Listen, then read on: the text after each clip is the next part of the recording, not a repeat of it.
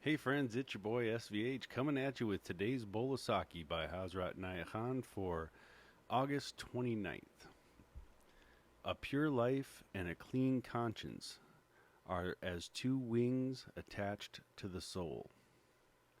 A pure life and a clean conscience are as two wings attached to the soul. And a very short commentary today on this. I'll read that first.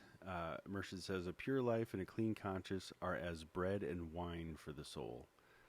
A pure life is the term used to express the effort of man to keep his spiritual being untainted by the false values of the worldly life. It is the constant search for the original self, the desire to reach it, and the means employed to recover it, which alone can truly be called purity of life. When this purity is reached, man lives in virtue. Virtue is not a thing which he expresses or experiences from time to time. His life itself is virtue. Every moment that God is absent from the consciousness is considered by the sage to be a sin. For at that moment, the purity of the heart is poisoned. It is lack of life which is sin, and it is purity of life which is virtue. It is of this purity that Jesus Christ spoke when he said, "Blessed are the pure in heart, for they shall see God." So yeah, I mean, this is a powerful one. And, you know, if you want your soul to really be free and in freedom and liberation, liberty, the spiritual liberty, freedom of the soul, really comes from those two things. Comes from living a pure life, purity of mind, of body, of spirit, action, speech, all these types of things, right? Having purity and those purity flowing through those things as a constant theme of cleansing and purification and just of a true value, right? That would become virtuous to give and share from your own being, and a clean conscience. Being free of any hang-ups.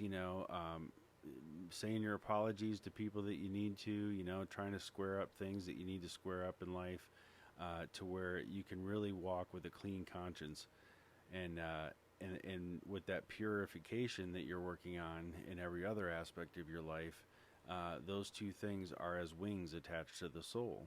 And when the soul is uplifted, right, it's getting closer to God. And so the realization of God becomes that much more strong, and your pull towards God becomes that much more strong, and you're seeking, you're yearning to remember and to return to who you truly are, becomes a real strong part of what you become.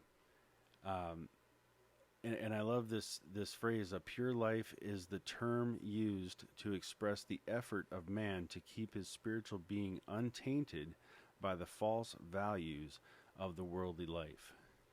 And we know so much today about the false values of the worldly life. And that comes in so many aspects. Being overly material, having wealth and abundance is great, and it's definitely something that people should seek, because there's plenty of it to go around for everybody, and we should all get our fair share. But the worldliness of it, to want to rush out and flash and do things to flex and try to look like you're all that, and to put on this facade of, being rich and fabulous, living this fabulous life, that's not what it's about. And those are false values, and that's part of the worldly life. If you want to just go out and get drunk all the time and party, and wake up feeling shitty the next day, and then go out and do it again because that's the value that you have right now, then that's a false value. That's living the worldly life. And we've all done it. I'm more than guilty of, my fair share of getting sucked into and being tainted by, as he says here, false values of the worldly life. So I think that's a phrase in itself right there, to keep your spirit from being keep your spirit untainted by the false values of the worldly life. I think there's a huge point right there. And then right after that, it is the constant search for the original self, the desire to reach it, and the means employed to recover it, which alone can be truly called the purity of life. So we have this yearning, and when you get drawn into something spiritual or something of a spiritual nature, or something just touches your spirit or your soul, you start to reach out for it more. And what you're reaching out for is actually already within you, but you haven't discovered it or experienced it to the level that you want to, so you're searching somewhere outside for it. Where Mershid gives such a clue right here. It is the constant search for the original self. You're trying to get back to your original self, which is just an extension of God. If God is the sun, you are a ray of that sun, and you're not disconnected. You're just fragmented over into a section over here where the light needs to shine for the period of time that it's coming off the sun. So these are things that when you contemplate it like that, it becomes a much deeper thought. The original self, the desire to reach it, so that longing you feel, that hunger, that pain, that sorrow, to be more and to experience more, is actually your desire to reach your original self and to get back to that. And then the means to the means employed to recover it. And I love that he used the term recover it, because it's not something that you never had before that you have to discover. You have to recover it. You have to bring it back into your consciousness, into your understanding of that's who you are, and that's what you are, and that's what you're trying to bring forth in this world. And when you recover that and reclaim that, it brings a power into your life that really helps you to move forward into the next phase, and which alone can be truly called the purity of life. So when you're at that phase, then you're starting to really look at how you can be more pure. I feel this.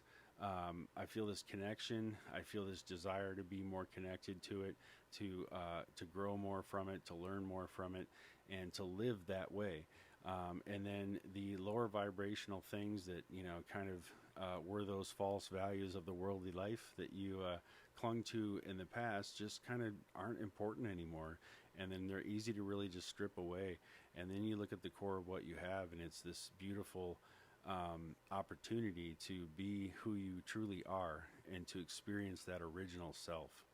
And man, that to experience that original self here and now in this moment, as opposed to waiting to leave the body and go to some heavenly abode.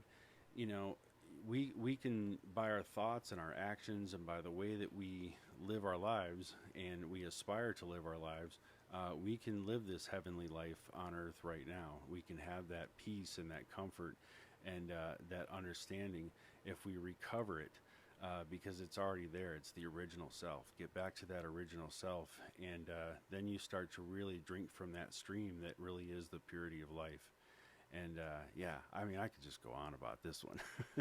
This one is, and it's a short one today. It's just a short little paragraph, but a pure life and a clean conscience are as bread and wine for the soul, he even says. So, a pure life and a clean conscience are nourishment, right? Bread and wine, in that time, were considered nourishment. Now you're counting carbs and you don't want to do alcohol. But, a pure life and clean conscience are as bread and wine for the soul, which really ties in with the overall theme. A pure life and a clean conscience are as two wings attached to the soul. So there you have it, my friends. A nice long bowl of sake for a short one today.